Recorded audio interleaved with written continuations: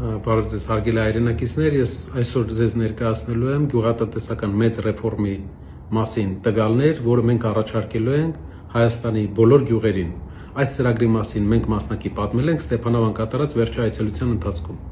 Հայաստանում վերջի 10 տարվա ընթացքում գնային փոփոխություն ունեն գրեթե ամեն ապրանք, բացի հայ գյուղացու կողմից արտադրվող հայ գյուղացու հիմնական արտադրանքներից մեկը կաթը։ Կաթը վերջի 10 տարվա ընթացքում ինչ 120-130 դրամ կար, մնացել է նույն 120-130 դրամը, բայց Հայաստանում ամեն ինչ գրեթե թանկացել է եւ այդ իսկ պատճառով գյուղացին, ով այսօր վաճառում է 120-130 դրամով իր չարքաշ աշխատանքի արդյունքում ստեղծված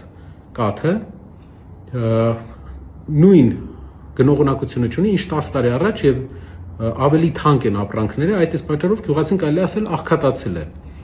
Որ լինելով այլ երկրներում դուք կարող եք տեսնել, թե ինչպես են զարգանում անգամ նոր զարգացող երկրների գյուղերը, քանի որ այնտեղ կա պետական գյուղատնտեսական լավ քաղաքականություն։ Ես ուզում եմ հիշեցնել, որ Հայաստանում չկա գյուղատնտեսության նախարարություն, չնայած որ կա 500,000 մարդ, ով ապրում է գյուղերում, զբաղվում է գյուղատնտեսությամբ։ Եվ սա մեր մեծ սխալներից մեկն է։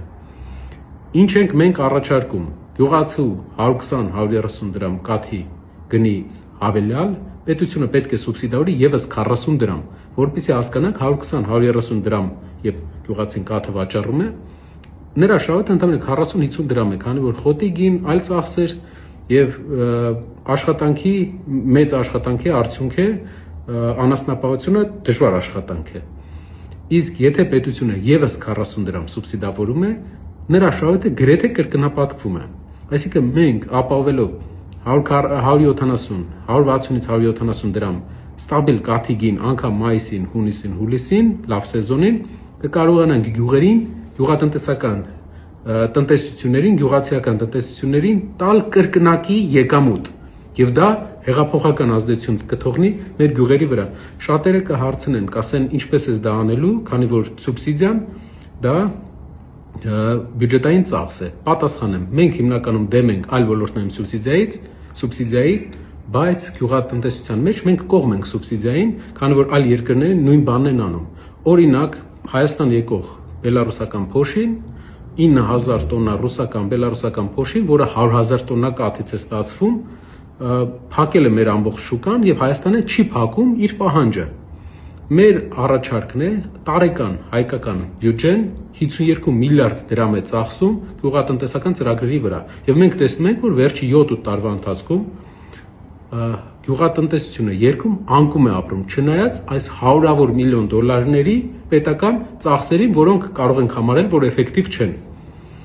Ինչ պետք է անել 52 միլիարդ դրամ տարեկան ծախսի տեղը, եթե մենք սուբսիդավորենք կաթի գինը Հայաստանի գյուղերում բոլոր, մենք կկարողանանք ընդամենը 20-ից 22 միլիարդ դրամով, այսինքն գումարի կեսով գյուղերում երկրորդ կյանք ապահովել մարդկանց համար։ Իսկ դա կավելացնի գնողունակությունը, դա կբերի հավելյալ հարկեր, դա կբերի ակտիվություն մեր շրջանների։ Սա այն ծրագիրն է, որը